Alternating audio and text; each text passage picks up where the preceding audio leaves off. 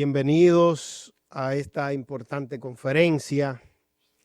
Un saludo especial para doña Josefina, la diputada y amiga, el profesor. Para todos ustedes, muy buenas noches. Quien les habla es Daneri Santana. Yo soy miembro del Centro de Estudios de Medio Ambiente y Desarrollo Sostenible de la Fundación Global. Y estaré acompañándoles esta noche en la moderación en el marco de esta conferencia. Para iGlobal, a través de su cátedra UNESCO, Agua, Género y Gobernanza en la República Dominicana, es un grato placer tenerles con nosotros esta noche. Este evento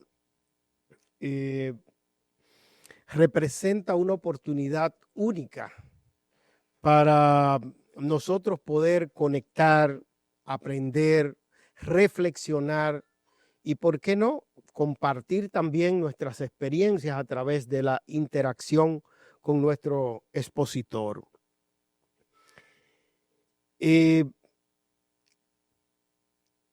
también importante que las reflexiones alrededor del tema agua toquen aspectos que regularmente no se tocan en este tipo de discusiones.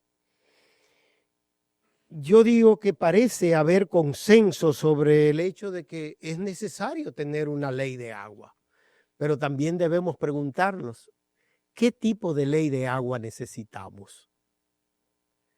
¿Queremos o necesitamos una ley de agua que haga del agua un bien privado al que solo los que tengan para pagar por él puedan acceder?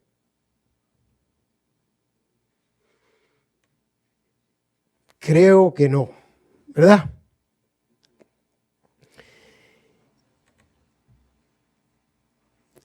¿Queremos una ley, decía que el agua sea un bien privado? No, definitivamente no.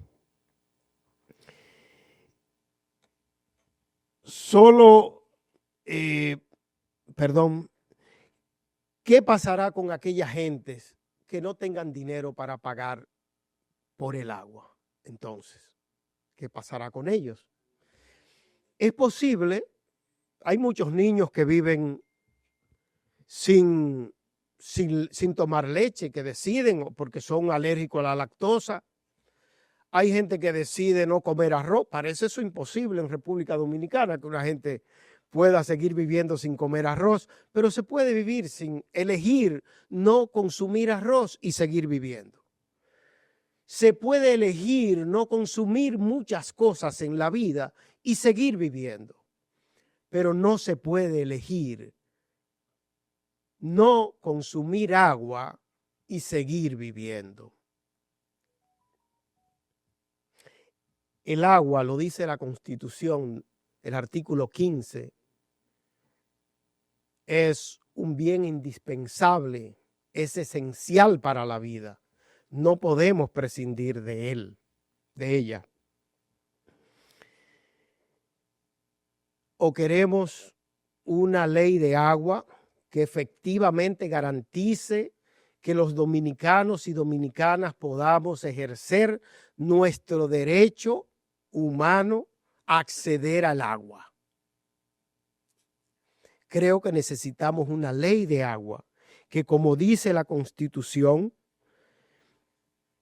garantice a los dominicanos que puedan ejercer esos derechos, tanto las generaciones presentes como las futuras generaciones.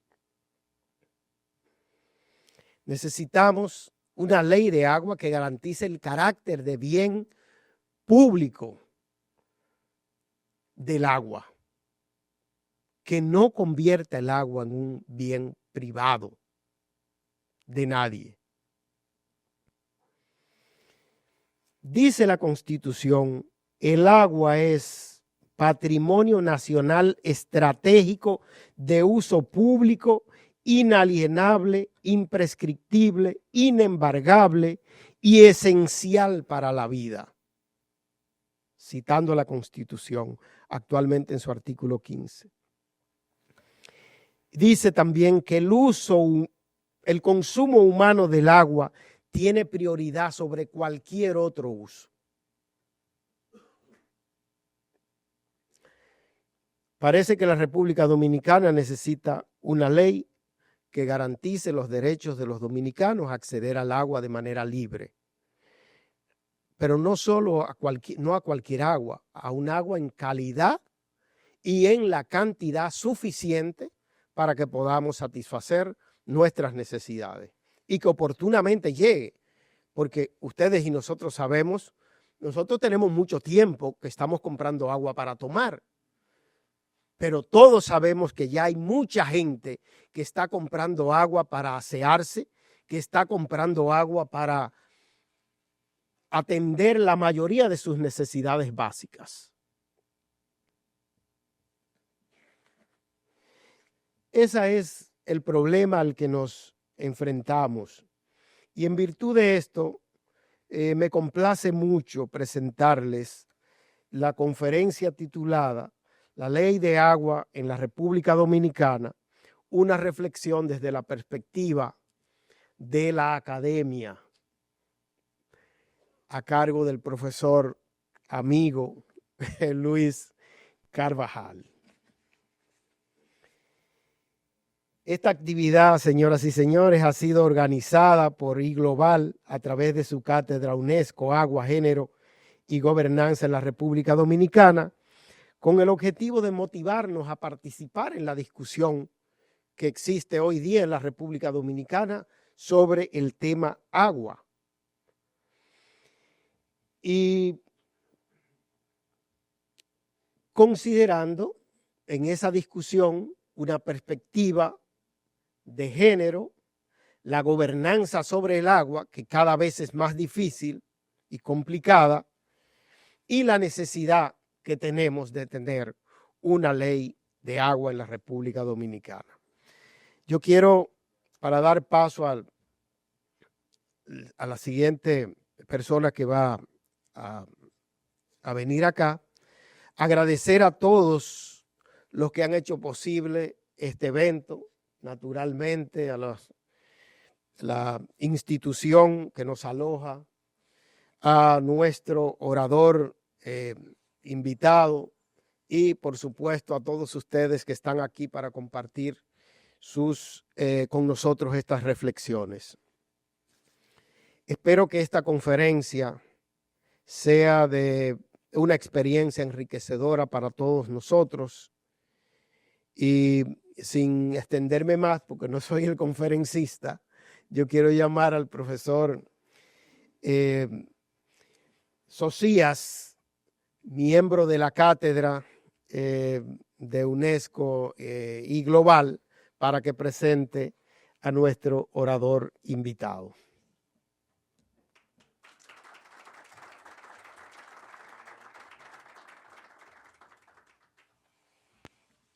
Buenas noches. Gracias a todos por acompañarnos en esta magnífica conferencia. Hoy debió haber estado con nosotros acá arriba la doctora Josefina Pimentel, pero ella ha hecho un gran esfuerzo por estar presente con nosotros hoy y es la rectora de iGlobal, el Instituto de Altos Estudios en Ciencias Sociales. Así que buenas noches y gracias por acompañarnos, magnífica rectora. También a el personal completo de iGlobal. Y dice Claire, no deje de mencionar, claro, es lo importante, la cátedra de UNESCO y la mesa de agua, género y gobernanza. Esta semana es la semana ambiental. El 5 creo que tenemos otra actividad en la Universidad Autónoma con el doctor Carvajal.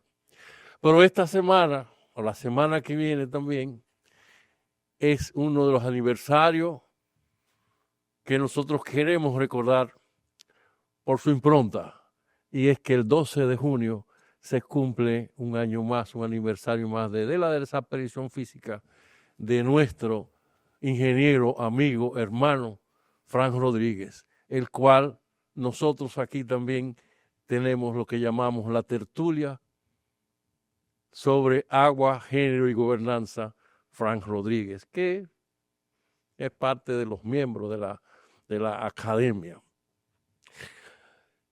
Dice Daneri, habla del artículo 15, de lo que es el derecho de cada ser humano. Poner que el uso del agua tiene prioridad del ser humano, pero tiene otras actividades. Hace tiempo que venimos trabajando sobre proyectos de ley de agua. Creo que van como 6 o 7 proyectos, pero y no tiene que ver nada con alusiones políticas, pero ya este gobierno en cada memoria de 27 de febrero habla de la propuesta de la introducción de un proyecto de ley de agua. Y todos nos preguntamos, Luis, doctor Carvajal, ¿por qué hoy en día no se ha aprobado una ley de agua en República Dominicana? ¿Por qué no nos damos el lujo, siendo uno de los países mayores productores de agua por su sitio geográfico, por ser isleño, por ser caribeño, y no nos damos una ley de agua conforme a lo que se merece cada ciudadano? He escuchado muchas veces al doctor Carvajal dar pinceladas en algunos eventos. Buenas noches, diputada, y saludo también para nuestra diputada. Quiero saludar a todos los de la asociación de egresados. ¿Qué quiere decir adoperoaco? Adoperoaco es una palabra medio enredada, pero es la asociación que tiene como miembro a los egresados de Rusia, Europa del Este, Asia Central y Cuba, donde compartimos membresía con el doctor Carvajal, el egresado del Instituto Máximo Gorki, y nosotros de la Patricio Lumumba. Y aquí hay muchos egresados que lo vemos acá de los países socialistas que han dado su impronta y han dado su aporte a la sociedad, y para eso pues estudiaron por allá o estudiamos por acá. Y hablaba de esta parte de las veces que se han introducido los proyectos de ley de agua. Pero he escuchado también, como les decía, al doctor Carvajal hablar, y eso es parte de lo que, de mi enseñanza, de lo que he podido aprender con él, que estos proyectos tienen muchas cosas que quizás para el ciudadano común parecen ser normales, pero no. Él se ha convertido en un cirujano de esta ley, porque ha entrelazado 3 importantes proyectos de ley. Primero, digan ustedes, ¿qué tiene que ver con la ley de agua? Sí, pero ahí está la ley de minas, creo que la 134 del 71, pero también reformulada desde el 20 para acá. Eso es una. Pero también está el proyecto también reformulado de la alianza público-privada. También reformulada en el 20. Y una ley que se aprobó, digamos, con la velocidad del viento, que fue la ley del 20 o el 21 de el fideicomiso. Doctora Pimentel, quizá aquí está el secreto de por qué hoy en día los intereses no nos han permitido darnos ese lujo.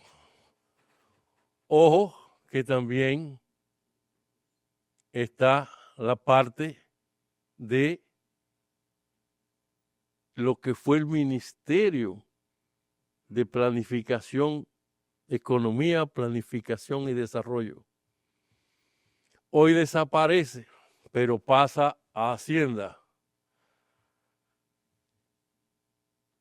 Y allí lo que hemos podido ver, que aprobando este proyecto de ley, pues el agua deja de ser patrimonio y pasa a ser económico.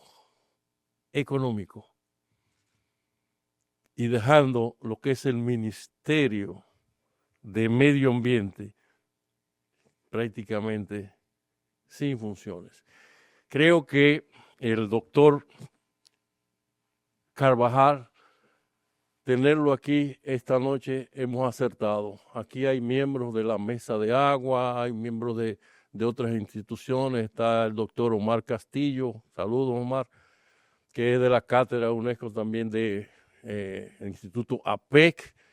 O sea que lo que, de a doña Altagracita, ¿no? Que la escuché también una vez, creo que en Montalvo, el Centro Montalvo, también hablar un poco de esta ley de agua. O sea, debemos ya ir procurando, con conocimiento de causa, saber qué es lo que tenemos entre manos. Y aquí, agradecimiento, ¿verdad?, a la oportunidad que nos da la Fundación Global a través de la UNESCO, la cátedra de UNESCO y a través del IGlobal. Así que, como dijo el amigo Daneris, nosotros no somos el conferencista. El conferenciante es el doctor, amigo y hermano Luis Carvajal, con ustedes. Un aplauso para él.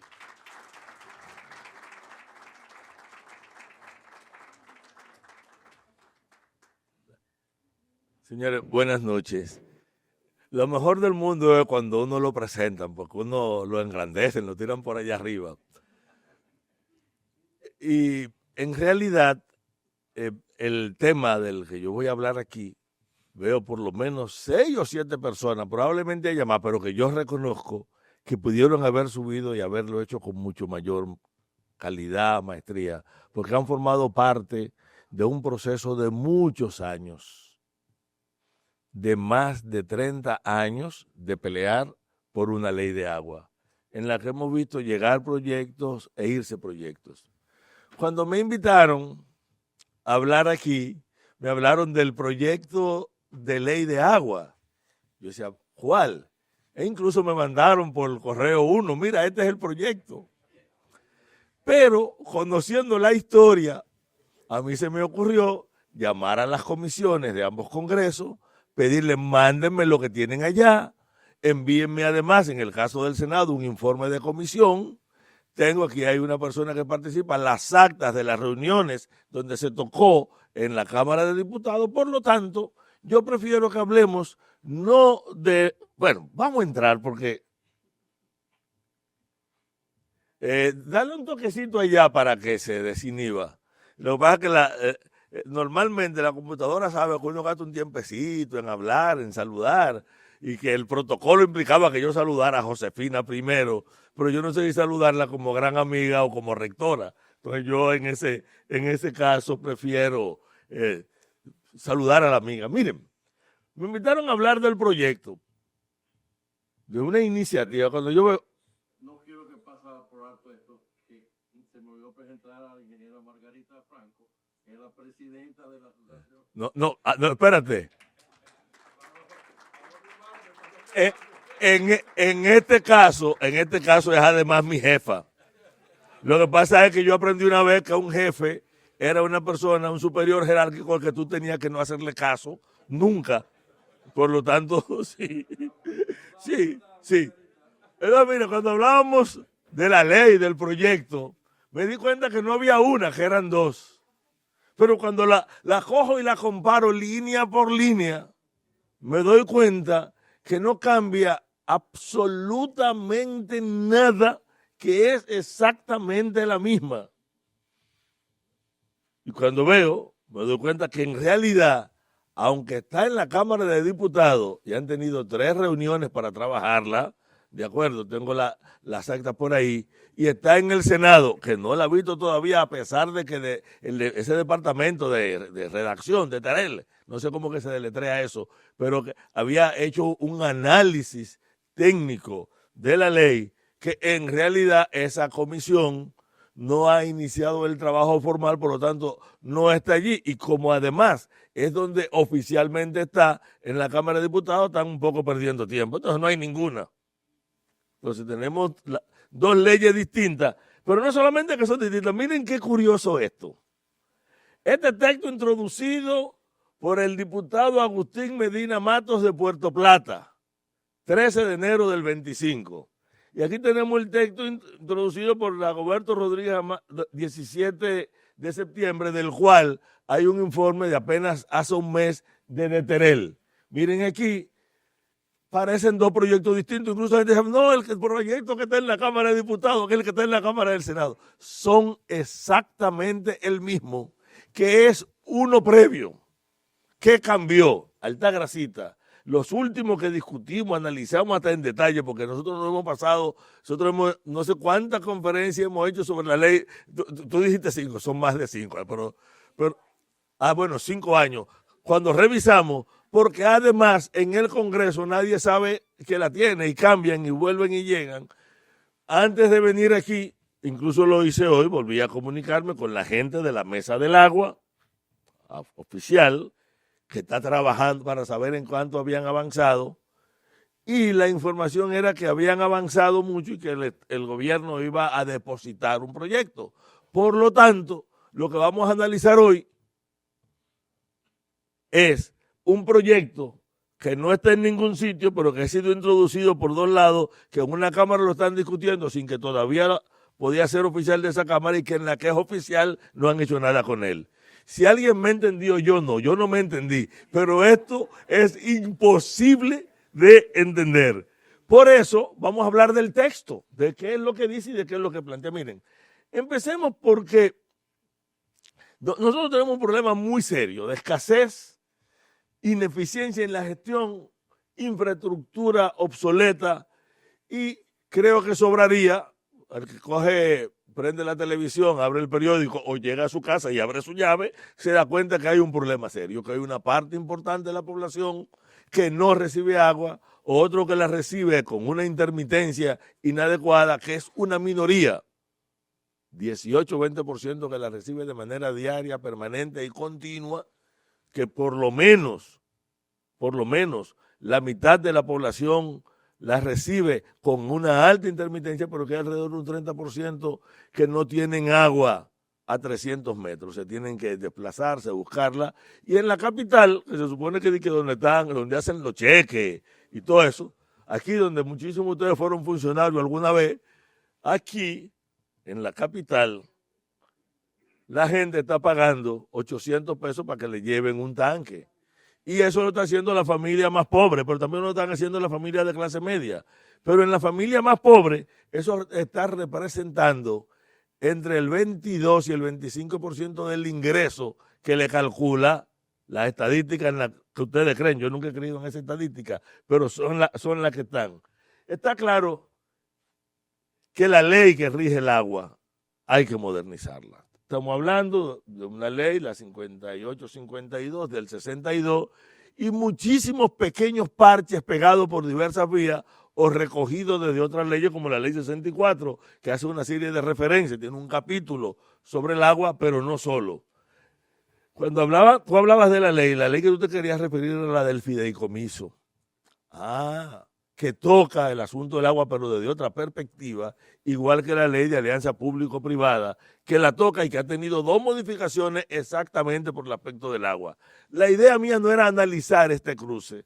Él me lo tocó antes, me dijo, sería interesante. Digo, bueno, yo hoy quise concentrarme en lo que me pidieron, en el proyecto que está. ¿Por qué? Porque miren, esto tiene un propósito fundamental, que es ordenar y regular el uso del dominio público hídrico, promoviendo un enfoque hacia la sostenibilidad. El objetivo central es establecer políticas efectivas que garanticen la correcta administración. me quedó bonito, pero eso está sacado del propio texto de la ley. Por lo tanto, eso que está bonito está entre esos elementos previos, toda esa plepla que ponen los legisladores que no ven después a los que no le dan seguimiento, porque si le dieran seguimiento posteriores, mucho de lo que está pasando con algunas leyes, no, por ese otro elemento.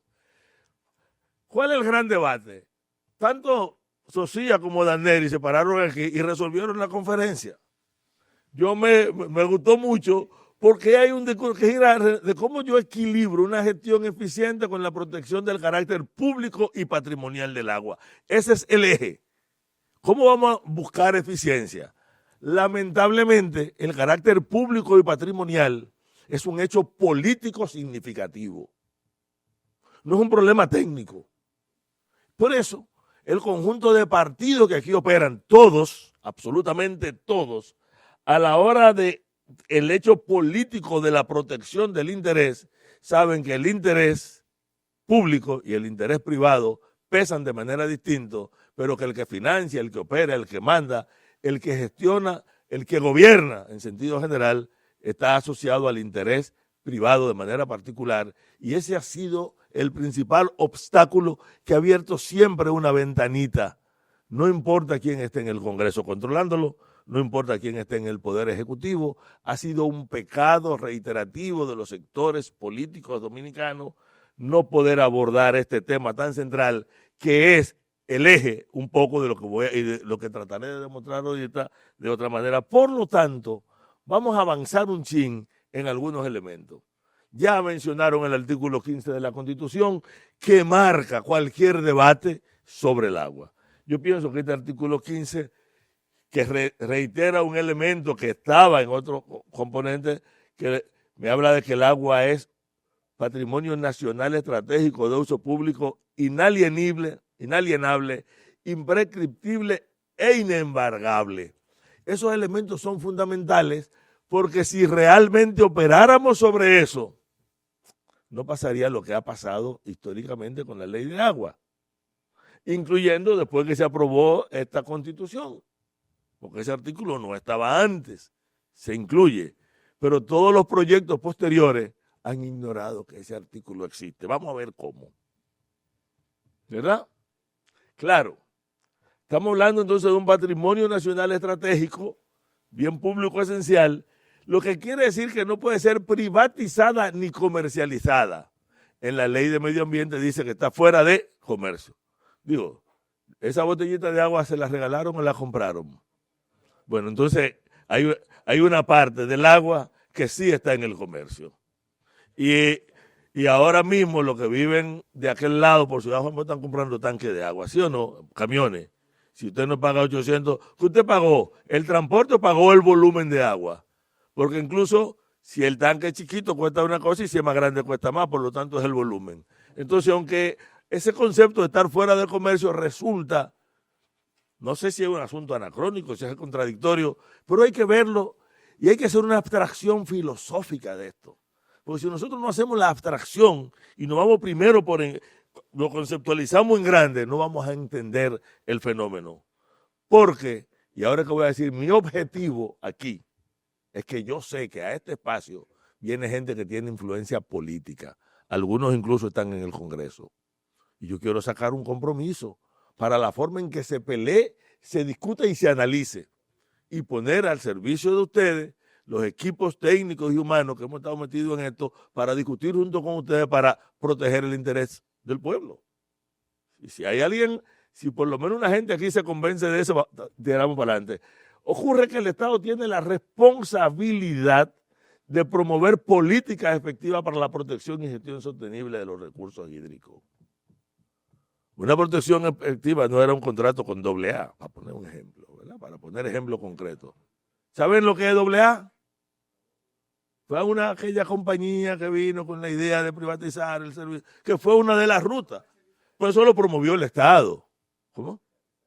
Sí, eso lo promovió el Estado. Pero bueno, eso no importa. Recientemente, bueno, hace un año y pico, aquí tuvimos una misión de Israel de una compañía que hubo que generar una protesta porque hubo casi un convenio del Estado con esta compañía para empujar. Estamos hablando de políticas públicas empujadas desde el Estado que entran en contradicción con esta función que establece la Constitución. Entonces, cuando hablamos del dominio público definido, hablamos de que los ríos, lagos, lagunas, costas son considerados de dominio público y de libre acceso, lo que asegura que todos los ciudadanos puedan disfrutar de estos recursos.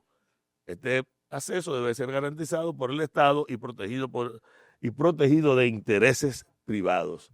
¿Por qué estamos leyendo todo esto? Y nada de lo que está ahí me lo he inventado yo, lo estoy sacando de los textos formales. Porque cuando usted va, por ejemplo, a lo que me plantea la Ley General de Medio Ambiente, que Daneri también citó muy precisamente, mejor que lo voy a citar yo aquí, pero si tú me permites, también te voy a repetir. Dice que ella, que establece la regulación en sentido general, señala que las aguas son propiedad del Estado. Fíjense que el concepto de propiedad del Estado no aparecía, ni siquiera no estaba en el texto constitucional, habla del dominio, pero aquí habla de un concepto que es propiedad, garantizando así su manejo y protección adecuada de parte de la autoridad competente. Y seguimos, que nada de lo que he puesto aquí me lo he inventado. ¿De acuerdo? Un momentito que... Bien. Ahora, ¿cómo yo voy a distinguir esto que es propiedad pública sobre la propiedad privada? Porque como esta ley dice que no existe la propiedad privada, fíjense dos elementos interesantes, del cual la gente no le ha puesto mucho caso. Por un lado dice, el agua es propiedad del Estado. Y después dice, y no existe propiedad privada sobre ella. Eso está en el texto de una ley. Es importante que veamos esto para lo que vamos a ver ahorita. Fíjense que si nos llevamos esta cláusula, hay un límite a las posibilidades de privatización y asegura que el agua se trate en el marco del derecho, de los derechos públicos. Porque, creo que dijo uno de los dos preconferencistas, que el agua estaba reconocido como un derecho. No, yo no estoy diciendo con todo el cariño del mundo, esos son dos tigres a lo que yo quiero demasiado. Fíjense bien, está claro entonces que esta ley da un marco legal fuerte, que cuando lo complemento con la Constitución, prohíbe de manera muy expresa cualquier uso que sea ajeno al interés general y nos preserva a función de ese concepto de inalienable. No es posible, no debe haber ruta para alienarlos. Como tenemos diputados aquí, vamos a ver si realmente el texto que ustedes tienen en las manos dice ese. ¿Cuáles son las disposiciones de la ley de agua? Porque de lo que se derivó, podría pensarse que hay una oposición a la ley de agua. El título decía que era una ley urgente, necesaria, imprescindible. O sea, no se trata ahora de que necesitamos una ley de agua. Y creo que se ha avanzado muchísimo y que el instrumento que se ha producido tiene grandes aportes que viene de todos estos distintos procesos.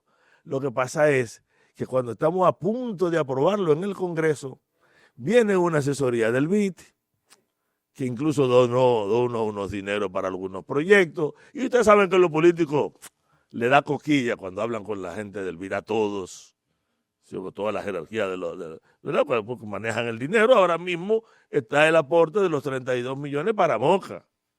Pero cuando usted ve el documento de la donación, te dice que, entre otras cosas, persigue la modificación de la legislación hídrica para permitir la participación del sector privado en la inversión, etcétera, etcétera, etcétera. O sea, el BID viene, no está solo aportando dinero y política, está imponiendo visiones que chocan con nuestra Constitución, con nuestras leyes, para los que están muy preocupados por la soberanía.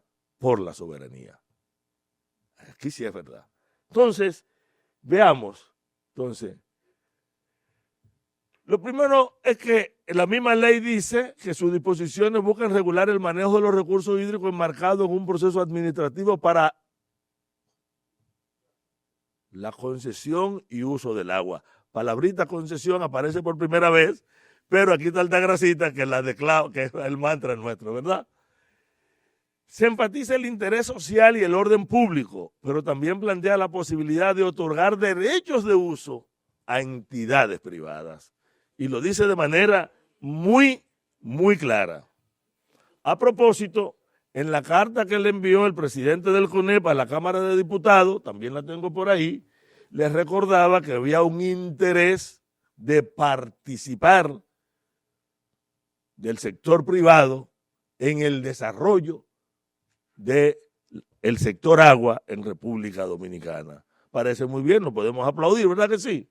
Pero bueno, claro, la ley define concesión.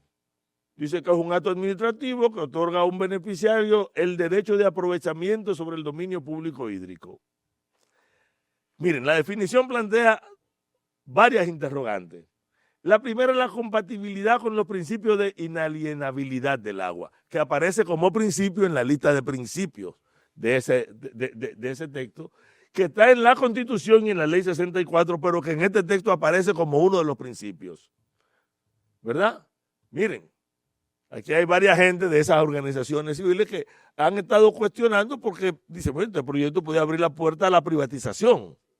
¿Cuáles son el argumento? Dice, mire, la inclusión de actores privados en la gestión del agua contradice el mandato condicional. Pero te dice, no, pero espérate, es que no es lo mismo que yo tire una tubería y que yo te cobre por el servicio de la tubería a que yo me esté apropiando del recurso. Hay muchos argumentos, vamos a verlos un poco más adelante. Ahora, ¿qué prevé este proyecto? Periodos de concesiones de hasta 40 años, prorrogable por 20 años. Eso no ha cambiado. No, usted está diciendo que no. Pues miren, nosotros hemos hecho marcha, discursos, y cada vez que lo... Pero Dios, aquí está mi diputada. Yo no sé qué partido le eligió, pero esa es mi diputada. Luchadora de la sierra, no la había visto allá atrás. Sí. Que es parte también de la comisión y que cuando yo digo una mentira me tira 2 pedradas de allá. Bien, miren. Claro, que ellos plantean que los concesionarios, si el Estado tiene que cambiar la prioridad porque hay una escasez de agua, hay un artículo específico, lo vamos a leer ahorita. Dice, ¿qué te dice? Si miren, si por alguna razón tenemos que cambiar el uso del agua porque hay una sequía extrema, porque vino lo que sea, el Estado podrá cambiar el uso del agua que concesionó pagándole al dueño de la concesión. Digo, para aprobar eso habría que no leerlo. Porque yo le digo por lo menos a las 3, que no sé si hay más, por los 3 diputados que hay aquí son hembras las 3. Hay 3 diputadas. Sí, a las 3 diputadas que están aquí, que le corten la mano primero antes de ustedes dejar que una vaina como esa pase en esa ley. Si ustedes salen con ese compromiso de que haya que cortarle la mano, ya yo terminé y logramos lo que yo quería aquí. Todo lo otro sobra. Ahora, ¿cuáles son los contenidos clave? Como ustedes sabrán, no vamos a ver toda la ley. Imposible. Miren, empecemos porque establece definiciones clave para clarificar el ámbito de aplicación. Hablamos, por ejemplo, conceptos como el de recurso hídrico, cuenca hidrográfica, acuífero. A propósito de esta palabra acuífero y de que aquí está Leonardo Mercedes, la ley menciona 2 veces la palabra acuífero, pero no hay absolutamente ninguna regulación, salvo un permiso, vamos a ver ahorita, delictivo desde la ley, para validar todas las intervenciones a la toma de agua subterránea que hay en el país, y eso es nuevo porque eso no estaba en los anteriores. O sea, que la poca cosa que han modificado es para empeorar el proyecto, no para... Y a mí me sorprende porque yo no sé quién metió eso en ese texto, pero no estaba en el anterior. Bien, agua subterránea, acuífero y agua subterránea, ¿hay diferencia, Leo? ¿Hay diferencia? No, bueno. Lo que pasa es que como esto sale de la ley, puede ser, bueno, no importa. Agua subterránea, derecho de uso de agua, servicio ecosistémico hídrico. Miren, el que se incluyera en conceptos como el de servicio ecosistémico hídrico es valiosísimo, extremadamente valioso. Y ese señor que fue viceministro de área protegida, entiende la importancia de esto, en lo que yo no me voy a detener ahora. ¿Cuáles son los elementos novedosos en la ley? E innovador en sentido general. Mire, una de las aportaciones quizás más destacable, ven que estoy defendiendo la ley, más destacable es la institucionalización de la gestión integrada por cuencas hidrográficas. Se establece que la unidad de gestión del agua es la cuenca hidrográfica, te crea incluso todo un mecanismo de gobernanza por cuenca que ahorita vamos a ver cuál es el elemento crítico, pero es un enorme aporte y es válido. Se propone la creación de la Autoridad Nacional del Agua, ANAGUA, para coordinar acciones institucionales, que es similar a un modelo que hay en otros países, pero vamos a ver ahorita qué problema trae esto y qué ventaja. Se incluye la posibilidad de establecer mecanismos de pago por servicios ambientales relacionados con el agua, promoviendo la observación de cuencas vitales. Voy a hacer frente a ustedes un mea culpa. Cuando se discutía la ley de pago por servicios ambientales, yo siempre fui un opositor, escribí sobre ello, fui al Congreso a oponerme, me metí en la discusión, la inmensa mayoría de los compañeros del movimiento ambiental estaban de acuerdo. Yo tenía dos elementos para oponerme. Verán que uno era que si quien ofrece el servicio ambiental es la naturaleza, ¿por qué yo tengo que pagar la propiedad? Sobre todo cuando la apropiación de nuestro alto sistema de montaña está en manos de 3 o 4 familias que se apropiaron a partir del sistema Torres y de todos los disparates que hizo Trujillo, a quien mucha gente reivindica todavía, pero que concedió permiso para madera por donde quiera, y esos permisos para madera generaron bueno, digan todos los apellidos grandes con los que aquí nadie toca y van a coincidir. Bermúdez, Vicini. Usted mencionará y se dará cuenta que el núcleo del poder. Gracias, yo necesitaba algo así. Esto ustedes la compraron. No. Está bien, sí, no lo voy a poner aquí. Ustedes la compraron ahí. Déjenla ahí. De acuerdo. Fíjense, pero ¿qué ocurre? Que en la forma en que aparece en la ley, si se aplica en la forma en que está propuesta en la ley, pudiera ser un instrumento para la conservación. Pero fíjense lo siguiente, los pequeños campesinos en la montaña no tienen propiedad y la única forma de ellos reconocer un derecho a través de la propiedad, y estaríamos transfiriendo más recursos desde los más pobres a los más ricos, que son los grandes propietarios en la montaña. Le han dicho, no, porque con la ley tomamos en cuenta, y es verdad que los primeros proyectos que se han planteado inician con pequeñas comunidades campesinas, pero ese es el gancho. Quienes van a recibir los grandes dineros son los grandes terratenientes. Y eso es un elemento que políticamente tenemos que discutir. Era una de las razones. ¿Cuál era la otra? Este país no tiene una sola institución que no sea el Batallón de Zapadores de Montaña, un hotel que se llame Montaña. Siendo la montaña 3/4 partes del territorio y la responsable del 95% de los servicios ambientales y económicos que recibe el país, no hay una política de montaña en el Estado Dominicano. Y ninguna institución, ni Funglode ni ninguna otra, tiene una entidad para analizar y pensar la montaña. Eso es un déficit profundo en el análisis político. Pero bueno, y eso esta ley por alguna forma lo aborda. Perdón, me vuelvo acá. Y desde luego que se introducen herramientas modernas como incentivos financieros para la conservación, que no son habituales en la región del Caribe. Pero de nuevo vuelve, los incentivos financieros es ¿para quién? Si es el Estado que tiene la responsabilidad central, son incentivos financieros para el sector privado que invierte. Por lo tanto, esto que aparece como un mecanismo moderno y que se valora como positivo, puede ser uno de los grandes ganchos, que es de lo que hemos discutido menos, porque estos incentivos no estaban en los proyectos anteriores. Cuando hablo proyectos anteriores, hablo antes del 2022. Porque hasta el 2022, el núcleo, casi con toda la responsabilidad, la palabra MEPIT aparecía 63 veces en el proyecto. La contamos, ahora no aparece una sola vez. Pero de eso hablaremos un poquito más adelante. veamos esto. ¿Cuál es el régimen de derechos de uso? Miren, el proyecto propone un sistema regulado de aprovechamiento, concesiones, que son otorgamientos de derechos de uso de agua por periodos prolongados para acueductos, industrias, riego. ¿Qué ventaja tiene? Que disciplinan en requisito, en plazo. Ahora, es lo mismo la concesión del derecho de agua para riego a una junta de regante que la concesión de un volumen de agua para servicio de agua a una comunidad, a una entidad privada que la geste.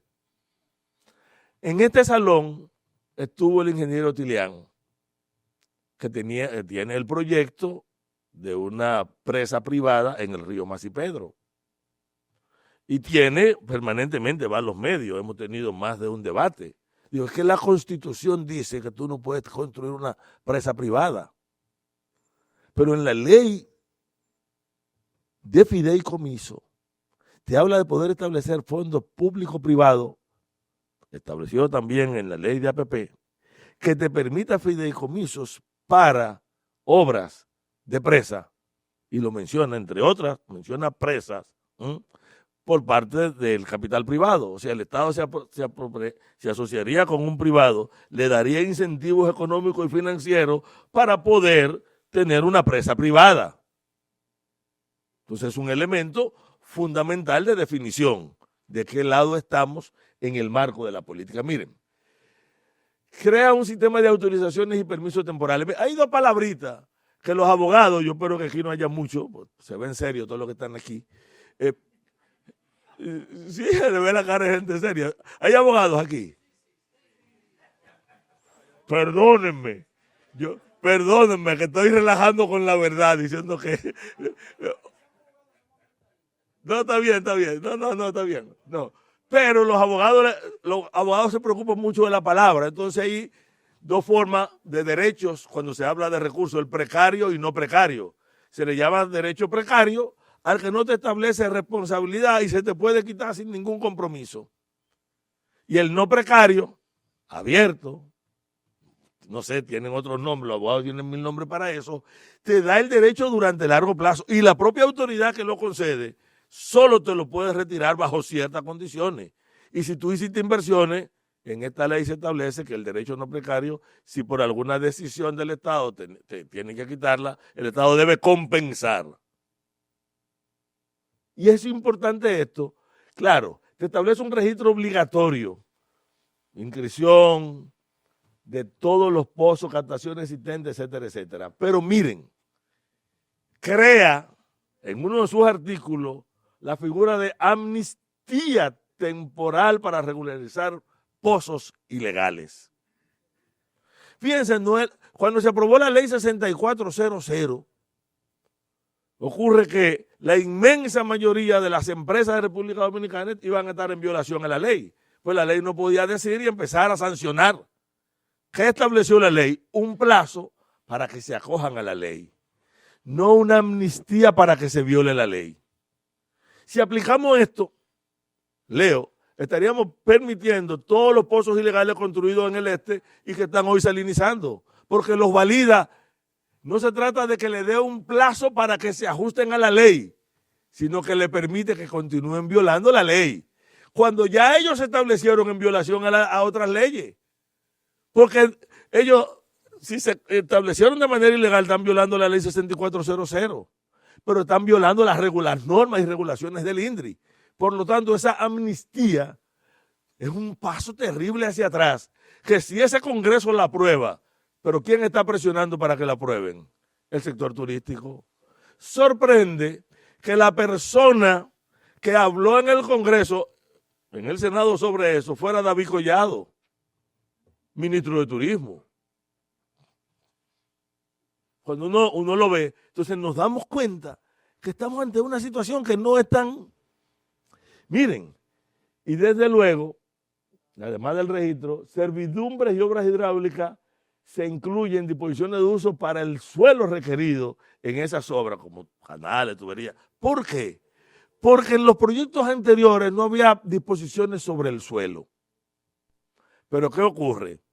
Que estas obras, si son públicas, te pueden declarar de utilidad pública. Pero si hay privado y hay ¿Qué pasó allá? Allá. Está bien. ¿De acuerdo? Fíjense que esto crea otro, ya no solamente la privatización del recurso como tal, sino de las cuencas y de las zonas donde discurren. Ese es un elemento que yo espero que en discusiones de más detalle podamos entrar, porque la idea mía no es meterme en cada uno de los artículos. Entonces, ¿qué pasó allá?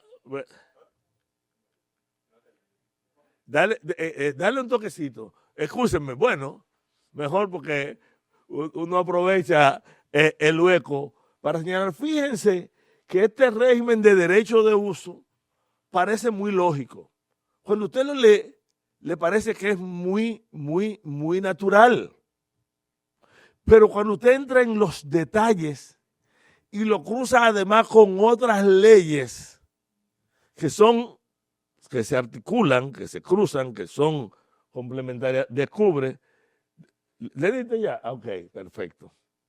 Excúsenme que esto es bien. Ahora, ¿cuál es la estructura de gobernanza y gestión propuesta en la ley? Atención a esto, porque antes de venir para acá le decía a mi esposa, voy a hablar de la ley, pero voy a hablar de esa ley, pero esa vaina no la van a aprobar. Digo yo, ¿por qué? Porque la razón fundamental por la que no han aprobado esa ley es que los funcionarios del gobierno que sea, cuando están en el gobierno, quieren todos manejar el buche de cuarto que implican las políticas de agua. Y por lo tanto el arreglo institucional ha sido la trama principal que ha habido en el Congreso hasta ahora. Miren, el INDRI, o sea, que la ley reorganiza la institucionalidad. Lo primero es que esta ley, yo no puedo decir que está reorganizando porque como la otra no se aprobó nunca, pero en las versiones de los últimos 3 años y medio, digamos que la mitad de la gestión pasada del PLD y la gestión de hasta ahora, siempre te aparecía la mención del MEPIT con una serie de funciones. Cuando llega el gobierno y quien está dirigiendo el MEPIT es Seara Hatton, la unidad que se mete de lleno en la ley, la unidad de ordenamiento territorial, transforma la ley y prácticamente desplaza medio ambiente, desplaza al INDRI, todo estaba en el MEPIT. Fue uno de los elementos que criticamos. De repente, el MEPIT desaparece en la nueva versión como un asunto. Leo, no aparece la palabra MEPIT. Nosotros gastamos esfuerzo discutiendo, viendo los detalles, ¡plup!, lo quitaron. Yo no sé de dónde vino la magia, pero es importante. Fíjense, el instituto que se va a cambiar de recursos hidráulicos a recursos hídricos, va a cambiar la palabrita, que ahora, ¿verdad?, depende del Ministerio del Medio Ambiente, define su papel y pasa a ser fundamental. De hecho, aunque se crea la Autoridad Nacional de Agua como entidad rectora adscrita al ministerio y que tiene el poder para formular políticas, emitir reglamentos sectoriales y coordinar la gestión por cuenca, todas estas funciones en realidad le son dadas al INDRI cuando usted va al texto específico de la ley. Claro, se establecen consejos de cuenca hidrográfica y un Consejo Nacional de Agua. Para mí, como individuo, no lo puedo decir todavía a nombre de la Comisión Ambiental, porque no lo hemos discutido. Yo me metí en un nuevo proyecto a raíz de la solicitud que él hizo. Yo ni sabía que lo habían cambiado. Son no solamente el gran aporte, es una de las rutas de construir democracia en República Dominicana, hacer que los usuarios sean parte del proceso de la conservación y la defensa, la gestión, la supervisión e incluso hasta ser parte del mecanismo que decida sancionar cuando se viole la ley. Y ojalá esto lo podamos preservar y potencializar, porque tenemos que crear democracia en un país que cada vez está más centralizado, donde la gente tiene cada vez menos derechos. Pero bueno, se delimitan los roles para los ayuntamientos y las juntas de agua. Precisan sus competencias municipales en agua potable y saneamiento, pero solo lo menciona. Lo dice, lo coloca en la estructura, pero cuando usted va en la parte operativa de la ley, dice, pero los ayuntamientos lo mencionaron, pero lo dejaron en el aire. Y está claro que nosotros necesitamos avanzar hacia la municipalización en el control de los recursos naturales que están en el territorio, y el agua es un recurso natural del territorio, para evitar que teniendo a la humeadora aquí y a toda esa zona de producción de agua, San Cristóbal tenga la jodida crisis de agua que tenga, o que alguien me puede explicar que en Villa Altagracia tengan problemas de agua. O sea, el que piensa en lo que es Villa Altagracia, rodeada de acuíferos produciendo, o San Cristóbal, o sea, guerra, pero la verdad es que eso vale. ¿Cómo es? No, ustedes no tienen, pero ustedes tienen tanta agua que si ustedes hacen un hoyo en el suelo, sacan agua. Pero de la guerra, si me llevan a Teodoro, vamos a tener que dar una conferencia sobre los humedales de guerra, que son vitales, pero no es el tema hoy. O sea, miren, todas estas estructuras que se proponen pretenden, de acuerdo al propio texto, superar la fragmentación institucional. El debate es cómo van a articular la competencia entre INDRI, ANAGUA y otros ministerios, Agricultura, Salud. No puse a Turismo, que no sé por qué se mete tanto en medio ambiente. Oh, perdón.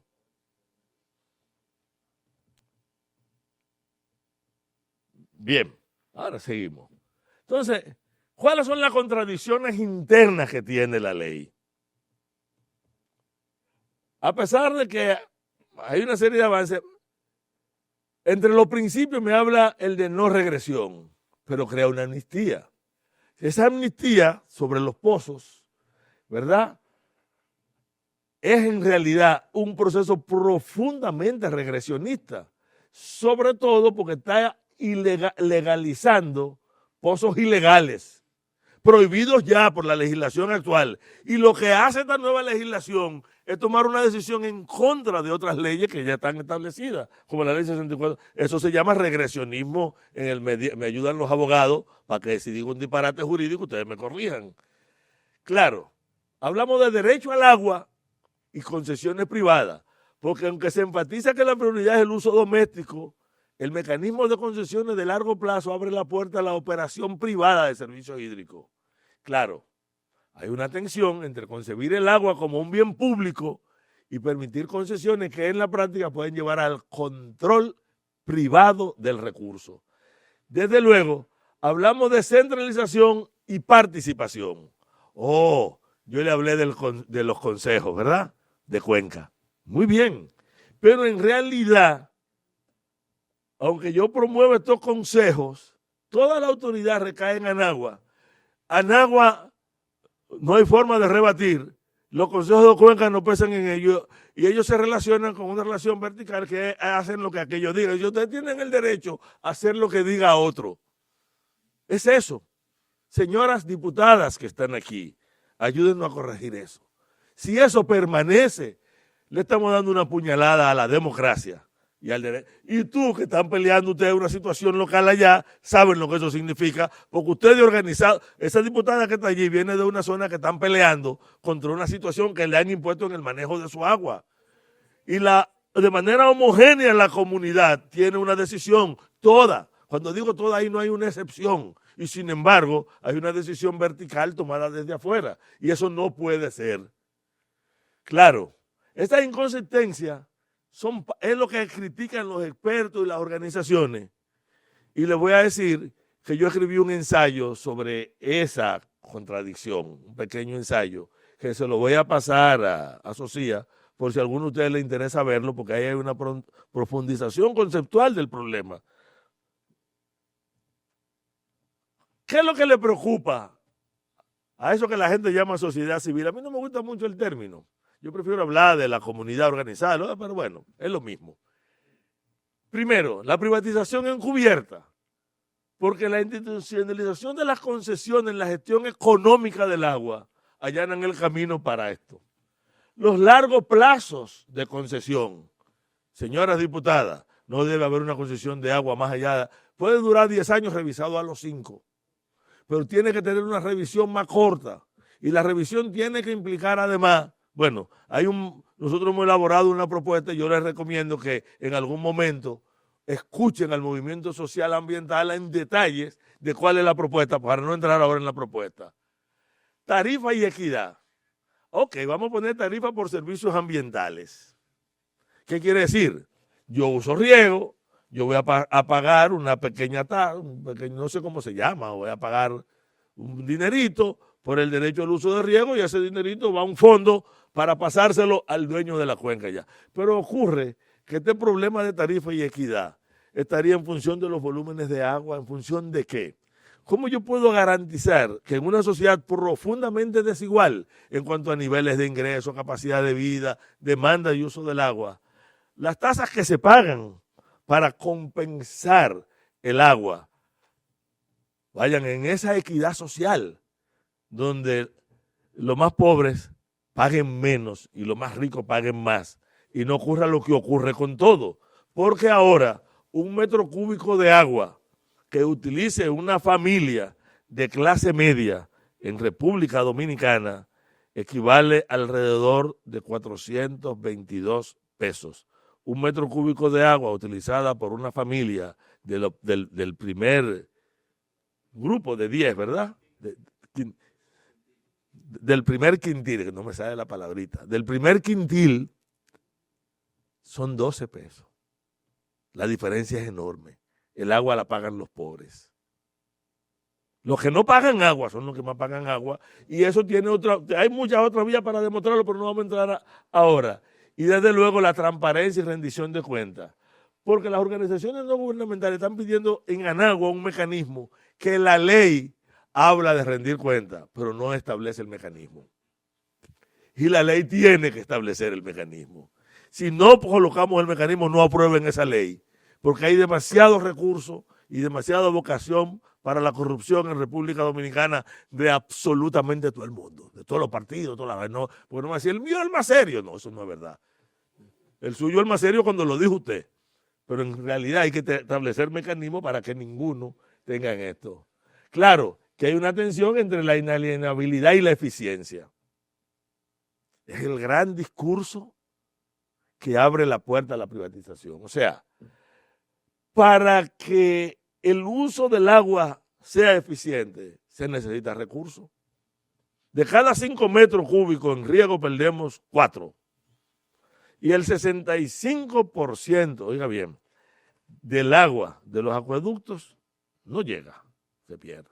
Por lo tanto, para racionalizar, para yo no recibir solo el 35% del agua potable o solo el 20%, se necesita invertir, se necesita toda una serie de políticas. Y los estados no tienen cuarto, pero el sector privado tiene cuarto. Incluso a veces puede usar los mismos cuartos del Estado a través de un fideicomiso, porque de hecho la ley de alianza público-privada establece entre los objetivos poder hacer eficientes servicios públicos como lo del agua potable y la energía, etcétera, etcétera, etcétera. Entonces, esos huecos que abre esa ley nos obliga en un momento dado a mirar de otra manera. Hay diferentes visiones, hay dos perspectivas y tenemos que reconocer que hay dos perspectivas y que tienen derecho legítimo. Los que quieren invertir en agua, los empresarios, que el Banco Mundial tiene derecho legítimo a proponernos cosas. Lo que no tiene derecho legítimo es a utilizar los financiamientos y la forma de política para obligar a cambiarla, como ha pasado cada vez que está a punto de aprobarse la ley de agua. ¿Y por qué no tenemos ley de agua? Porque cuando faltan pocos días, cuando están ahí en la parte final, siempre viene una gente que llega con una propuesta que el Congreso mete de manera homogénea y que independientemente de los informes de comisiones lo cambian, como pasó en el año 19. Inicio, entre pandemia, entre cosas, el proyecto en el Congreso lo ponen. Esa vez fue que nosotros tuvimos que movernos muy fuertemente. Frente a la alarma de lo que habían hecho, eso se paró y después no se discutió y el resto es historia. Pero estos dos enfoques, es el desacuerdo fundamental en el debate público. Y sobre ese tema, los que están aquí deben fijar posición. Estúdienlo, analicen, no me oigan a mí. Métanse a buscar información de qué ha pasado donde se privatizó el agua, de qué pasa con los instrumentos de ley. Miren, bueno, vamos a leer. Yo creo que lo mejor a veces es leer la propia ley. ¿Qué le parece? Miren, el artículo 33 dice, entidades prestadoras de servicios hídricos lo define. son entidades prestadoras de servicios, las personas físicas jurídicas, sean sociedades comerciales o asociaciones sin fines de lucro, entidades de naturaleza pública o privada que operen el uso o aprovechamiento del agua para cualquier propósito. Óigame bien, la palabra cualquier propósito, que me diga un abogado de los que están aquí, sino que decir cualquier vaina. ¿Puede aparecer en una ley? No. Señora diputada, borren eso de la ley. No dejen que esa... Perdón. Iba a decir vaina, no lo dije. No dejen que eso pase, ¿de acuerdo? No, no solamente es ambiguo, es peligroso. La duración, eso hay que, yo creo que hablamos de eso ya. Otorgamientos de garantía de derecho. Usted va y compra Margarita Franco, que es muy pedante, va y se compra una cartera, ¿cómo que se llama la cartera carísima de Luis Carvajal, Luis Luzón, ¿cómo es? Louis Vuitton. Fue y se compró una Louis Vuitton, pero como estaba tan cara, puso en garantía su televisor. ¿Qué quiere decir? Que si ella no tiene con qué pagar, paga con el televisor. El televisor es una herramienta de pago. Y ella pudo pagar con el televisor porque era de ella. ¿Podía ella poner en garantía el televisor del vecino? No, si el vecino se lo autorizaba. Pero ocurre que aquí estamos hablando, podrán otorgarse en garantía los derechos sobre los bienes concesionados siempre que se demuestre que la garantía sirve para respaldar créditos destinados a la construcción, operación, conservación, mantenimiento, rehabilitación, pero óigame bien, hay que leerlo completo, de la misma infraestructura hidráulica vinculada a la concesión para uso y aprovechamiento del recurso hídrico, así como para hacer eficiente la prestación de servicios y no comprendan los ingresos comprometidos a pagar al INDRI. ¿Qué quiere decir esto? Que nosotros podemos utilizar la concesión del agua como herramienta de pago. Privatización directa, clara, viola la Constitución, viola la ley 6400, pero carajo, viola el más principio el ético más elemental, el principio ético más elemental está violado aquí. Podemos permitir que eso pase. Yo creo que tenemos 3 votos en contra aquí ya. Espero. No espero porque dicen toda la simpatía y toda la cosa. No, yo lo sé, pero yo le voy a contar. Yo me topo con una diputada que fue mi alumna, hermana de un senador que fue mi alumno también y que mataron una vez. Ya estoy hablando de la hermana de Darío Gómez. Me la topo y me dice un día, mira, tú sabes que puedes contar conmigo. Ella era parte del primer grupo ambiental que creamos en Santiago Rodríguez. Puede contar conmigo. No me acuerdo qué es lo que están discutiendo. Yo le digo, vamos a reunirnos. Y me dijo, mira, es que tenemos la línea. Digo, pero tú me dijiste que podía contar contigo. Bueno, tú tenemos la línea. Tenía la línea del partido, pero en otra dirección. Pues yo le quiero pedir, si es necesaria, la más profunda indisciplina partidaria para ser fiel a su conciencia y a sus intereses y a los intereses de este pueblo. Porque cuando un partido se aleje, hay que corregirlo con una lección de ética. Y esta es la lección ética. No podemos dejar que eso pase en una ley. Y eso está en esta ley. Bien. Pero miren esto. ¿Alguien sufre del corazón aquí? ¿Tú sufres del corazón? ¿Te tomaste la pastilla, como dicen la... Ok, pues miren. Cambio de uso del agua en emergencia. Artículo 67. En época de sequía o por causa de fuerza mayor para mantener el servicio de abastecimiento de poblaciones, el INDRI podrá utilizar por el tiempo necesario las aguas otorgadas a otros concesionarios, procurándose una justa compensación a ser pagada por los beneficiarios del cambio.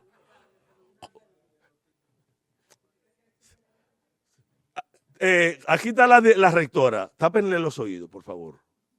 Coño, eso no lo podemos permitir. Ya.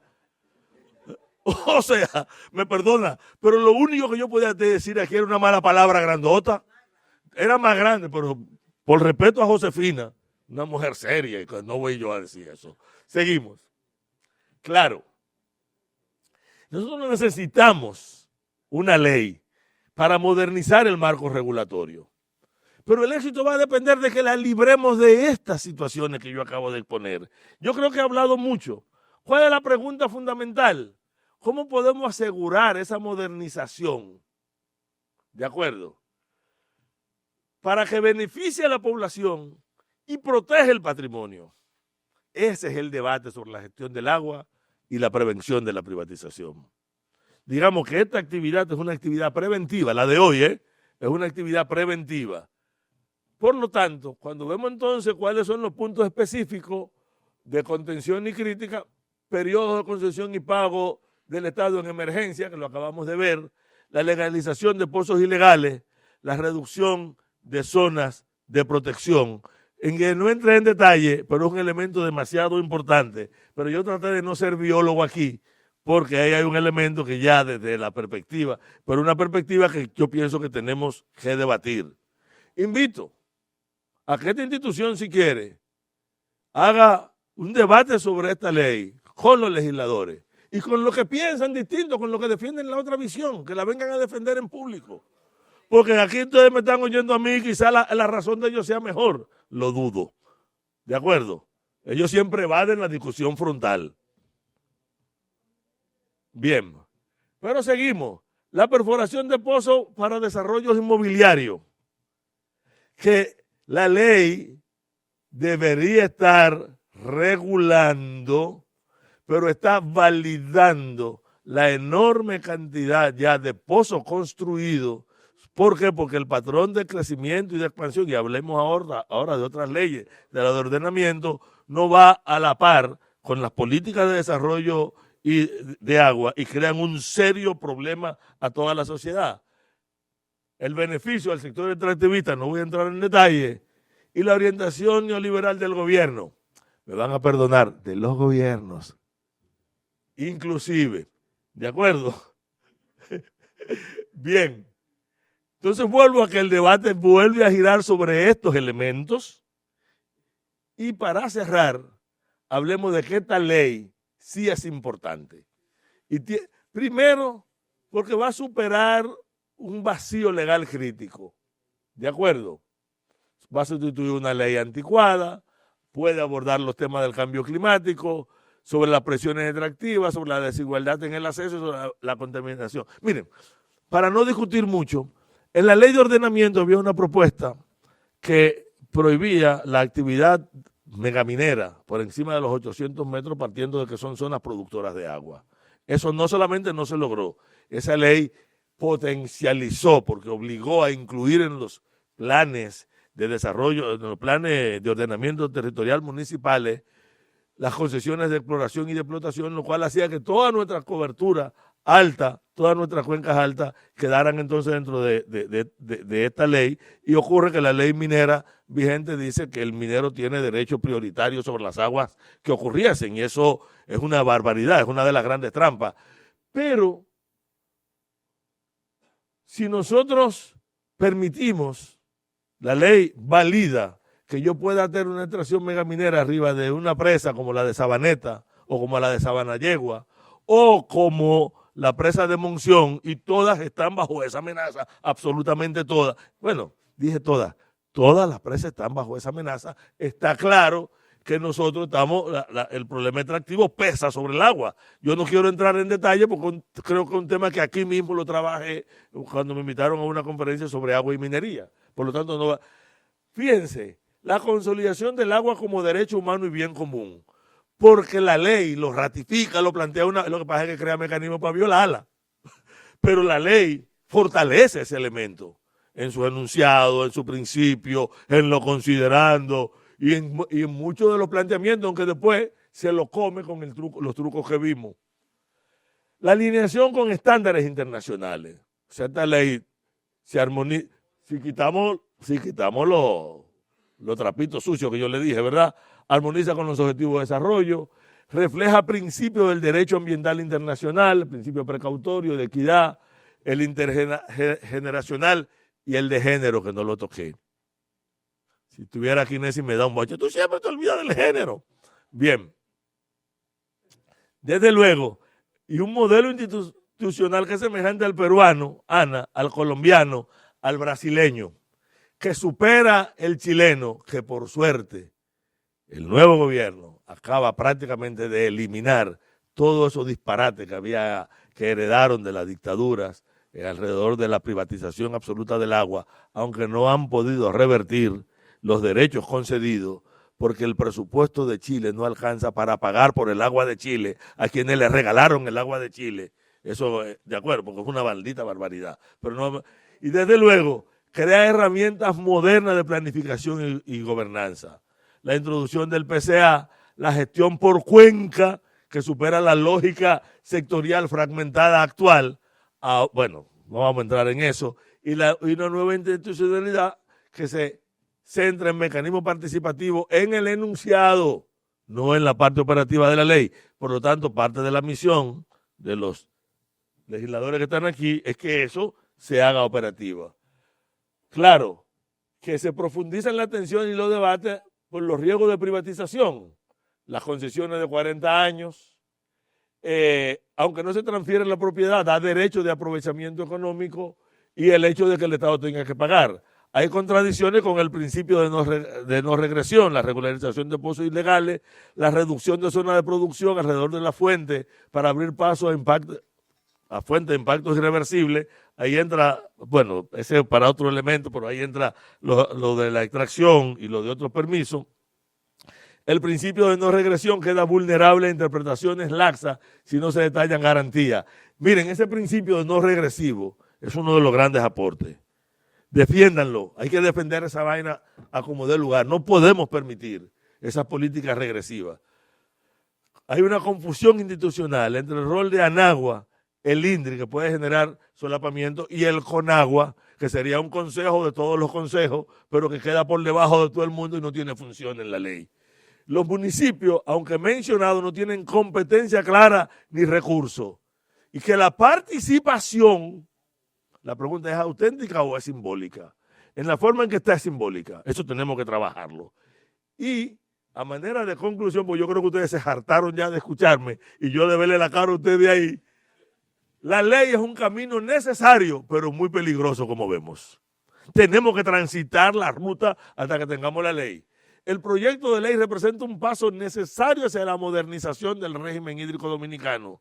Su estructura es sólida, su lenguaje técnico es moderno y su intención normativa, la declarada, es coherente con el mandato constitucional. La declarada, vimos que hay, ¿verdad? Sin embargo, el éxito depende de la revisión crítica del articulado sensible, que yo señalé aquí, concesiones, zona de protección, concesiones prorrogables, pozos ilegales. El fortalecimiento institucional, hay que aclarar la participación de ANAGUA y el INDRI, y la garantía efectiva de participación, transparencia en datos, acceso equitativo y control público real. Tiene que ser una ley de la democracia dominicana. Si este es un Estado democrático y de derecho, esta ley tiene que estar en consonancia con ese criterio. Y desde luego hay que crear garantías efectivas de participación ciudadana. Si esto se ajusta, yo creo que la ley puede ser un gran instrumento. Es necesaria, es urgente, el camino es peligroso por los riesgos que están, pero yo creo que si ustedes me invitaron a hablar de esto, es porque ustedes están dispuestos a pelear por esto. Muchas gracias.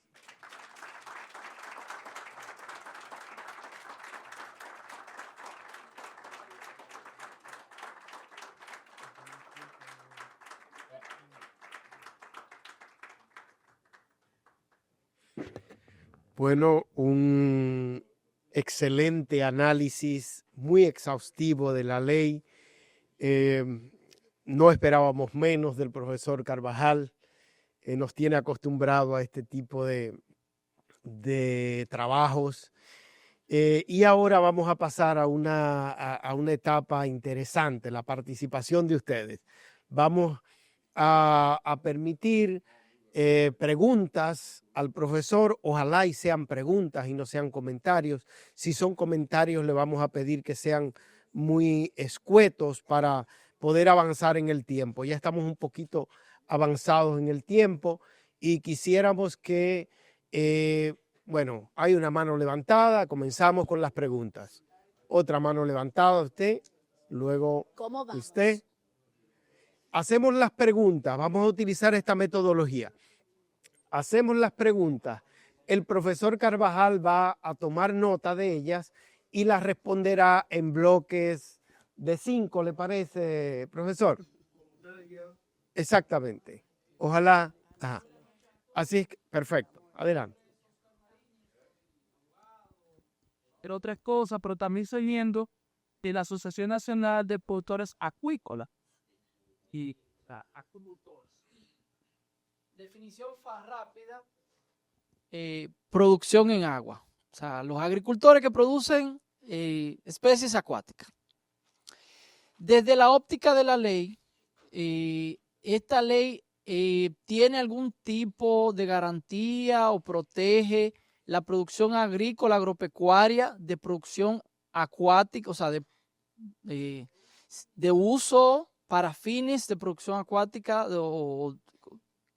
Si hay alguna garantía, si esta ley usted le ha visto que recoge esa garantía, o si todo lo contrario, esta ley pudiera traer trabas, pudiera solamente encarecer más la producción agropecuaria de productos con bastante uso de agua, porque lo que se produce en el agua, algunos dicen que ellos están utilizando más agua, no, en realidad se consume menos agua. El que produce en el agua no consume agua, sino que el agua que utiliza se le puede dar otro uso, porque no consume agua. Y el otro elemento es sobre la necesidad en cuanto a lo que es ese mismo productor que tiene que hacer inversión en infraestructura, si con relación a ello, al productor que tiene que hacer inversión en infraestructura, háblese de hacer una toma de agua o el uso de un cuerpo de agua con el uso de infraestructuras móviles no permanentes, si esta ley tiene garantías a favor de eso, que desde un punto de vista es una concesión, obviamente es una concesión, pero si tiene algunas garantías respecto de lo que es incentivar para que se pueda promover ese tipo de acciones. Muchas gracias. Aquí, por favor. Ahí, allá. Ajá. Sí. Muchísimas gracias. Gracias. Gracias. El 9 de junio del 2000, aprobaron en primera lectura la ley de agua en el Senado. ¿Esa qué? ¿Esa? Y entonces una persona me llama y dice, está la privatización, léete la ley. Y yo me puse a leer la ley y terminé de leerla a la 1:30 de la noche. A las 6 de la madrugada yo llamé a Luis Carvajal, mira, está la privatización del agua, está la concesión del agua, léete la concesión del agua.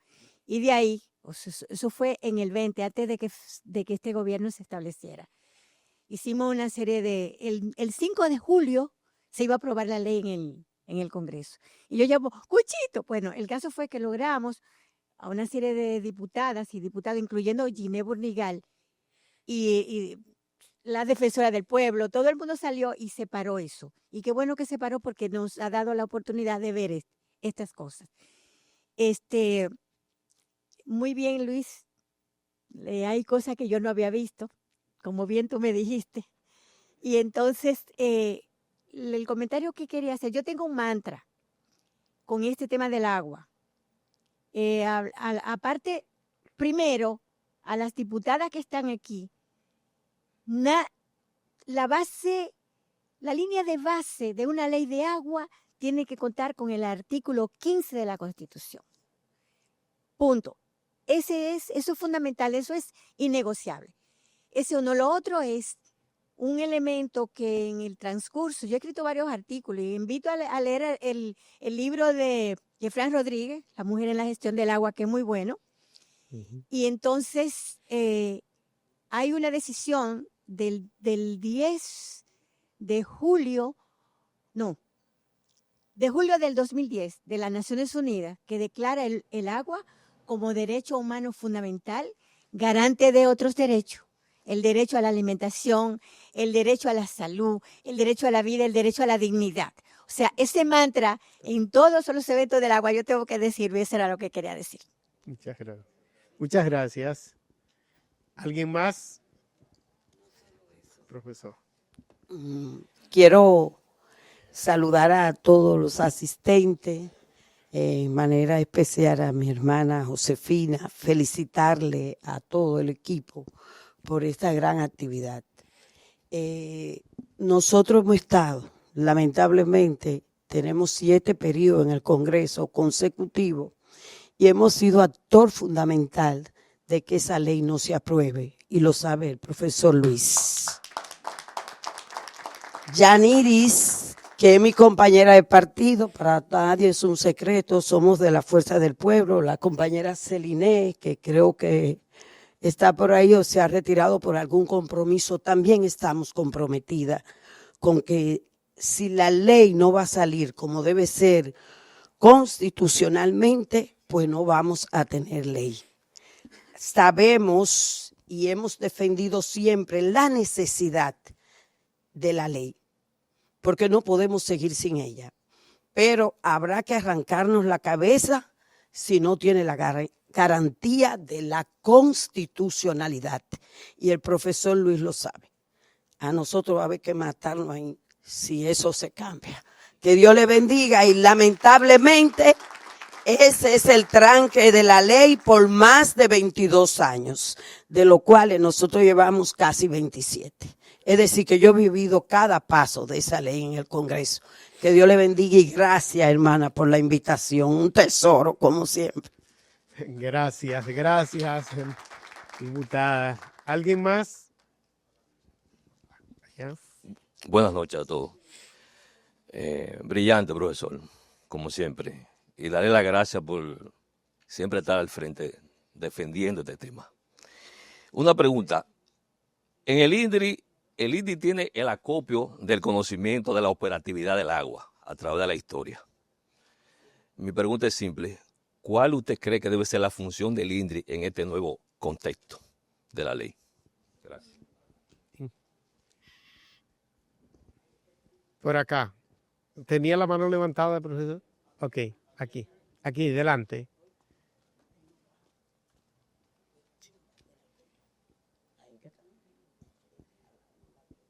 Quería señalar, mientras estamos discutiendo la situación del agua, se ha creado una unidad de sistema de reguío. Sin embargo, en esa ley que habla de modernización, en ningún momento se habla de qué tipo de modernización para el uso desde el punto de vista agrícola del agua. Yo creo que es importante que se señale. Perfecto. ¿Alguna pregunta más? A la profesora Josefina. Sí, bueno, antes que nada, buenas noches. Agradecerles a todos ustedes su presencia en esta noche, al profesor, amigo, colega, compañero de la Universidad Autónoma de Santo Domingo, de tantas luchas. Agradecerle por su magnífica y brillante exposición, muy esclarecedora, con muchos detalles técnicos, también con un alto contenido estratégico en materia de políticas públicas en el manejo del agua. O sea que me he quedado muy complacida y has fundamentado excelentemente bien estas versiones distintas y todas las contradicciones internas también que se reflejan. La pregunta sería, ¿cómo tú crees que nosotros desde la educación podemos crear conciencia en nuestros niños, niñas y jóvenes acerca del agua como un derecho fundamental, como un bien público, como un bien social, como un recurso? Porque si nosotros no vamos formando conciencia en las futuras generaciones acerca de la importancia que tiene el agua para la vida, para el planeta mismo, para la subsistencia, para nuestro patrimonio natural, entonces, por más leyes que tengamos, no vamos a preservarla, a mantenerlo y a valorarlo como realmente merece el agua, como un bien. No sé, me inquieta eso y me encantaría concientizar, involucrar, darle participación a nuestros niños y niñas en el conocimiento y preservación de este recurso. para el futuro del país. Bien, una más, dos más. Cerramos ahí, ¿verdad?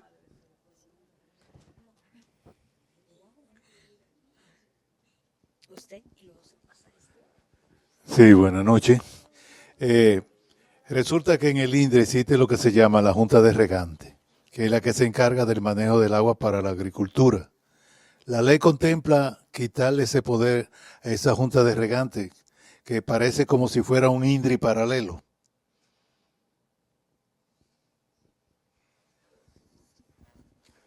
Buenas noches.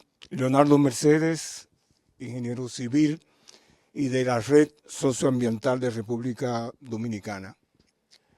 Luis, me sorprendiste con el asunto de que hay dos leyes nuevas, porque la última que teníamos, a la cual hemos hecho una radiografía, es la del 2022, que le otorgaba los poderes de rectoría al Ministerio de Economía, Planificación y Desarrollo, incluso hasta llegando al absurdo de colocar por encima de la ANAGUA, de la Autoridad Nacional del Agua, dos ministerios como jefe de ese organismo, que es el organismo regulador.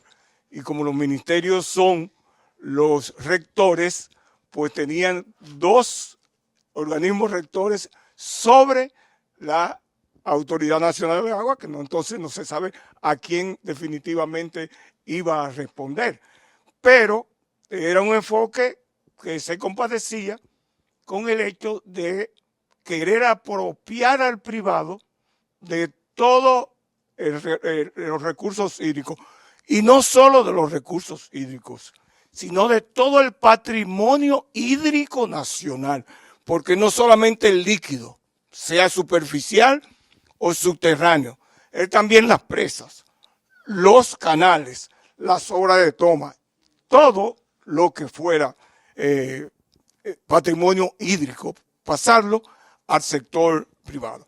Entonces, mi pregunta viene en el sentido de que tú dices que hay una cierta confusión en las funciones que la ley le otorga a ANAGUA como ente regulador y al INDRI, que es el encargado de la construcción, operación de la infraestructura hídrica hidráulica del país. En la versión que tenemos y que hemos estudiado, hay una separación clara. ANAGUA es regulación. Es regulación, es la que controla, administra todo lo relacionado con el agua como recurso natural. Y el INDRI, en esa versión, es responsable de la construcción, es decir, de las inversiones públicas en infraestructura y obras hidráulicas. Construcción, operación y mantenimiento. Entonces, si se mantiene eso, o si en la nueva versión que tú tienes, que tienes que compartirla, no te puedes quedar con ella para nosotros actualizarnos. Entonces, ¿cuál es lo que hay? Gracias. Perfecto. Bueno. Si le hice Ah, seña para un perfecto, segundito, porque perfecto. no me puedo quedar con Adelante, adelante. ¿Verdad que no? Y sobre todo yo, ¿verdad, Luis? Buenas noches para todos. Yaniri Espinar, ambientalista antes que diputada. En todos los escenarios lo digo porque lo rectifico, Leonardo. Primero felicitar a Luis por tan grandiosa ponencia. Gracias, hermano, gracias por existir.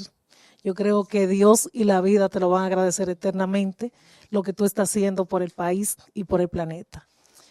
Hace unos días yo comentaba con un compañero acerca de donde se establece lo local. Yo decía, es que lo local debería estar para todo, porque si se estableciera en las diferentes leyes la función de los gobiernos locales, nosotros en la sierra no estaríamos sufriendo lo que estamos sufriendo hace 4 años, cuando mediante concesiones, fideicomisos, se quiere establecer una presa justamente donde nacen nuestros ríos Jagua y Bao. caramba, 4 años sin paz hemos tenido nosotros allá. Qué bueno que estamos aquí ahora y que somos vigilantes de lo que está pasando. Gracias, Yuderka, ya tú sabes, 7 veces ha ganado. Y yo me oriento mucho con ella porque la experiencia no se improvisa aquí en el Congreso. Pero sé que sé que lo tengo a ustedes, Leonardo, para consultarlo a cada momento de lo que está pasando y las decisiones que se van tomando. Tanto, Yuderka, quiero que te comprometa aquí, junto conmigo, a que por lo menos a nuestro bloque tú vayas a dar una conferencia como esta para que los demás diputados adquieran el conocimiento y no se equivoquen a la hora de votar y discutir la ley. Muchas gracias. Gracias a usted. Bueno, profesor, usted ha tomado nota. Yo creo, todavía le queda espacio para una pregunta más ahí para anotar. ¿Le cabe? Pues yo se la voy a hacer. Me voy a permitir, ustedes, con la anuencia de ustedes. Mire, profesor, yo creo que usted señaló claro que no tenía la intención de entrar en el tema del agua, en su función ecológica, en su función biológica. Pero a mí sí me gustaría porque a mí me parece que la frontera entre el agua silvestre, el agua natural en los ecosistemas y el agua ya como bien de uso en la presa, en el canal de riego, yo creo que hay que diferenciar eso. Y me gustaría escuchar su comentario al respecto.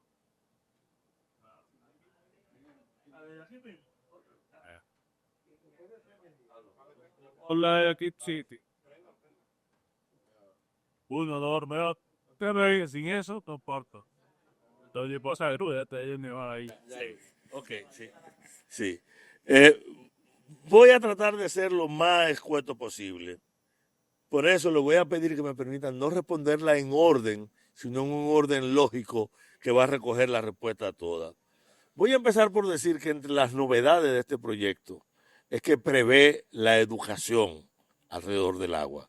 Lo plantea para los consejos de cuenca, que es una unidad de gestión territorial que permite la participación. De hecho, el conjunto de consejos crea el Consejo Nacional de Cuenca, pero el Consejo de Cuenca es quien hace la planificación, la validación operativa de lo que ocurre en el terreno. Claro, el Consejo de Cuenca tiene la autorización del INDRI, que supervisa, que dirige, y el INDRI tiene ciertamente las funciones operativas, pero tiene, por la ley, muchas funciones que deberían ser funciones de ANAGUA, porque le da facultad regulatoria, o sea, sí, le da la facultad, por eso yo decía que hay una ambigüedad. Aunque la ley se lo atribuye a ANAGUA, sobre ANAGUA no vuelve, y sobre el INDRI hay muchos detalles alrededor de esos elementos, para los criterios, para los permisos. Por ejemplo, el plan de cuencas, el Plan Nacional de Cuencas, que debería aprobar ANAGUA, le está hablando al INDRI, digo, pero eso es imposible en la ley. Pero yo sé que esos son detallitos de corregir. Y ahora aprovecho. Yo dije que no había dos. O sea, que yo creía que había otro, aquel. Cuando me hablaron de la ley de agua y cuando él me manda, que yo digo, pero esto no es. Y yo pido, veo que en el Congreso, pues me hice la tarea, estaban esos dos depositados, que son exactamente el mismo, lo cual no explica, salvo la búsqueda de protagonismo, que dos legisladores del mismo partido lo hayan introducido por cámaras distintas, en fechas distintas, y que hayan tenido procesos en paralelo. Y la gente habla del proyecto que está en la Cámara de Diputados y la que está en el Senado, comparen. Óyeme, yo lo puse así en una pantalla doble, uno fue mirando uno, a ver si aparecía una coma, si aparecía lo que fuera. No, uno era como la fotocopia del otro, aunque entraron en plazos distintos, por lo tanto hay un único proyecto. Sin embargo, ese proyecto lo comparé con el proyecto que elaboró el Ministerio de Medio Ambiente. Se parece más, pero tiene elementos que no tenía aquel proyecto. Por lo tanto, yo prefiero, le digo para lo que hemos venido discutiendo, que pasemos cruz, rebalón y raya a lo anterior y partamos de aquí. Yo le pedí, a partir de esto, una reunión a la mesa de agua, para que todavía no me han respondido. Cuando la mesa de agua no responda, no es conmigo, sino con la red socioambiental y lo que hemos estado preocupados para que ellos nos expliquen qué están trabajando, porque tampoco nos vamos a meter a discutir, a hacer todo estos análisis enjundiosos y mañana nos meten otro proyecto distinto, cosa que suele ocurrir. Pero estar listo alrededor de este proyecto nos permite ver. Mi opinión personal es que este proyecto es un avance con relación a los anteriores. Resuelve temas que nosotros queríamos resolver. El problema de la privatización, si nos llevamos de los enunciados, del mandato, de los principios, de la cita que te hace, de todo esto, todo lo que yo puse ahí lo saqué nada de lo que yo presenté me lo inventé, yo estoy hablando con la ley en la mano, por lo tanto ellos lo prevén, pero a la vez que lo prevén tienen, como dijimos, contradicciones, porque mientras te dicen que es un recurso inalienable, te dicen que yo lo puedo ceder y que tú lo puedes dar en garantía. Si tú lo diste en garantía, si yo le doy en garantía el agua, ¿qué te di el agua? Pues te lo estoy. Entonces eso es obvio que no es la única contradicción. Yo no quise entrar en todas. De hecho, hay elementos porque la ley te establece y le da esa particularidad de Anagua de ordenar la cuenca, o sea, la zona de protección, y te habla de la zona de protección de la biodiversidad nativa endémica. Es muy estricto. Yo no quise entrar en los detalles, porque los detalles para una conferencia como esta tenían el riesgo de que yo me explayara y me metiera por allá y perdiera la visión de conjunto. Por eso no entré en detalles que son vitales.